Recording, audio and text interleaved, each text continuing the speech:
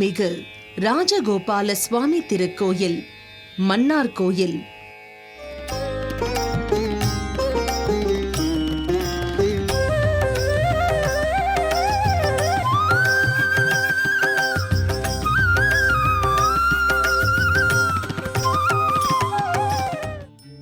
हरे ओम श्रीलक्ष्मी वल्लभारंभं वंदे विघ्नो मणिमध्यमाम् अस्मत् आचार्य पर्यन्तं वंदे गुरुपरंपरां श्रौतस्मार्तादिकं कर्म निखिलं येन सूत्रितं तस्मै समस्त वेदार्थविदे विघ्नसे नमः।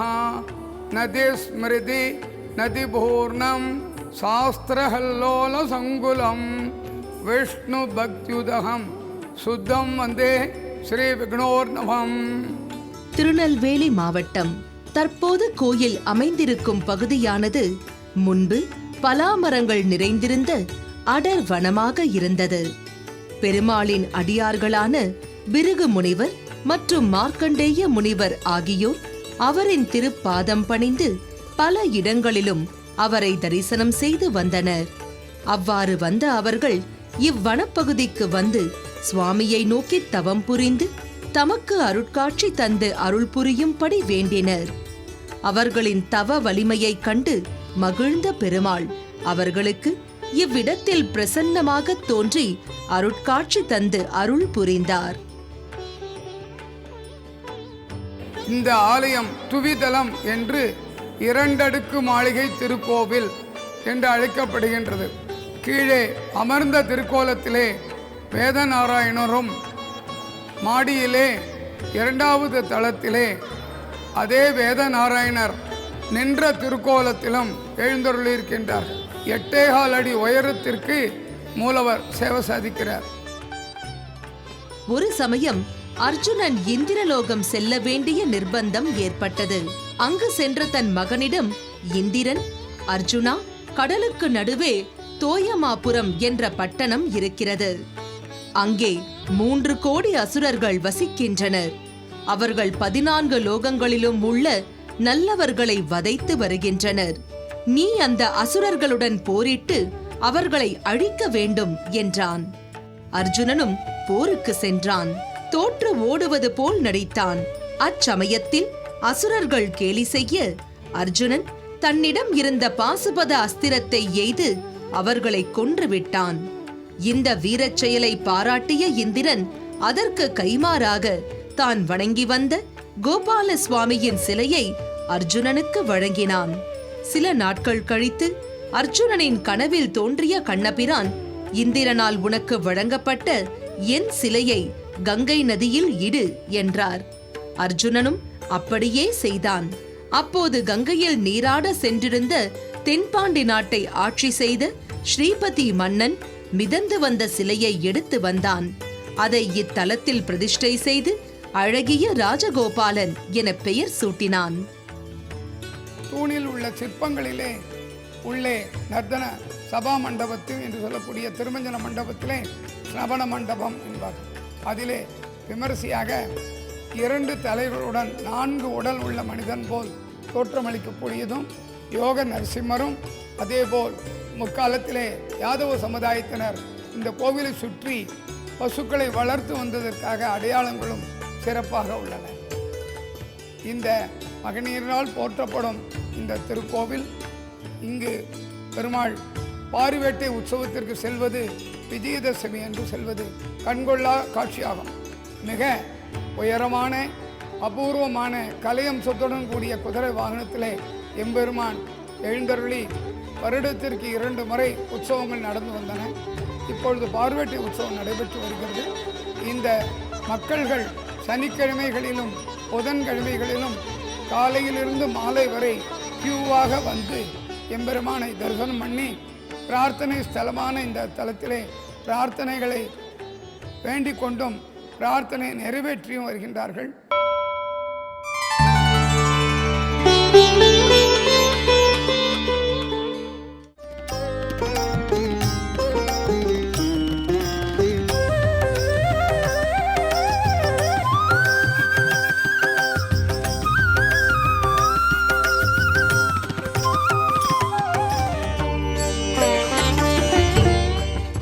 நமோ நாராயணா. நான் இந்த கோயிலுக்கு வந்து ஒரு 10 வருஷமாக வந்துட்டுருக்கேன். எனக்கு ஊர் வந்து விஜயநாராயணம். அங்கேயும் ராஜகோபால் இருக்கார். ஆனால் அங்கேருந்து இங்கே வந்ததுலேருந்து இந்த ராஜகோபாலை தினசரி வந்து தரிசனம் பண்ணிகிட்ருக்கேன். கல்விக்கு வந்து முக்கியமான வேதநாராயணர் ரொம்ப அருள் செய்வார். அது மாதிரி எல்லாத்துக்கும் நல்ல நன்மைகள் செய்து கொண்டு தான் இருக்கிறார். எனக்கு ஊர் ராஜபாளையம். நான் வந்து 7 வருஷமாக இந்த கோயிலில் கும்பிட்டுக்கிட்டு இருக்கிறேன். மகள் இங்கே இருக்கா, மகன் இங்கே இருக்கான். படிப்பு பிள்ளைகள் காலேஜ் போகுது, நல்ல மார்க் வேணும்னு வேண்டிக் கொண்டு இருக்கிறேன். நல்ல மார்க்கு கொடுத்துருக்குறாங்க. மிகவும் சந்தோஷம். இந்த கோயிலுக்கு வந்த பிறகுதான் எனக்கு குழந்தை பாக்கியம் கிடைத்தது.